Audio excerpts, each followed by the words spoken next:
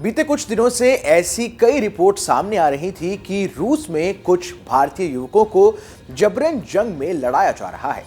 इन युवकों को हेल्पर्स के तौर पर काम करने के लिए हायर किया गया था, लेकिन अब वो यूक्रेन के खिलाफ युद्ध लड़ने के लिए मजबूर हैं।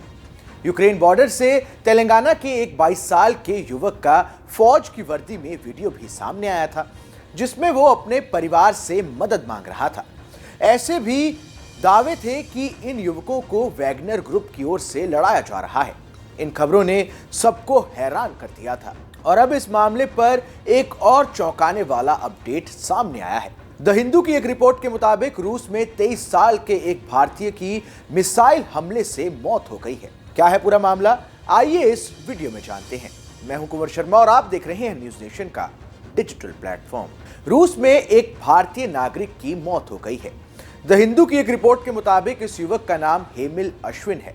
23 साल का यह युवक गुजरात के सूरत का रहने वाला था और सिक्योरिटी हेल्पर के तौर पर रूसी सेना में शामिल हुआ था। रिपोर्ट में दावा किया गया है कि हमले से बचकर निकले एक अन्य भारतीय कर्मचारी ने बताया है कि 21 फरवरी को यूक्रेनी हवाई हमले में रूसी सेना द्वारा सुरक्षा सहायक के रूप में नियुक्त किए गए गुजरात के 23 साल के हेमिल की मौत हो गई। जानकारी देने वाले इस कर्मचारी का नाम समीर अहमद बताया जा रहा है और ये कर्नाटक का रहने वाला है। समीर के मुताबिक हेमिल को रूस यूक्रेन सीमा पर डोनेट्स्क क्षेत्र में तैनात किया गया था। उसको फायरिंग करने की ट्रेनिंग दी जा रही थी।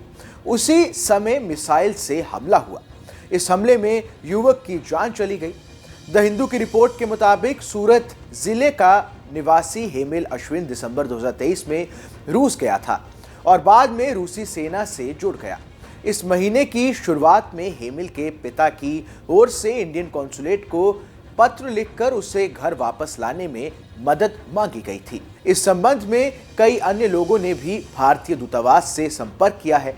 वहीं भारतीय विदेश मंत्रालय के अधिकारियों ने कहा कि अब तक उन्हें इस घटना की जानकारी नहीं दी गई है।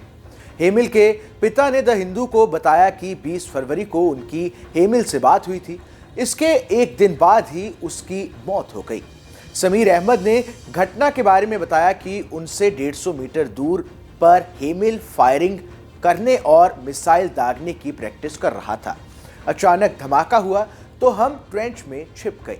कुछ वक्त बाद जब हम बाहर निकले तो हमने देखा कि हेमिल की मौत हो चुकी है। इसके बाद हमने उसका शव ट्रक में रखा। उन्होंने बताया कि 4 भारतीय उस टुकड़ी का हिस्सा थे जो 21 फरवरी को हमले का शिकार हो गई थी। वहीं इस हमले में एक नेपाली नागरिक भी मारा गया है। इस खबर में बस इतना ही। ये खबर आपको कैसी लगी हमें कमेंट कर जरूर बताएं। देश दुनिया की तमाम बड़ी खबरों के लिए देखते रहें न्यूज नेशन का डिजिटल प्लेटफॉर्म।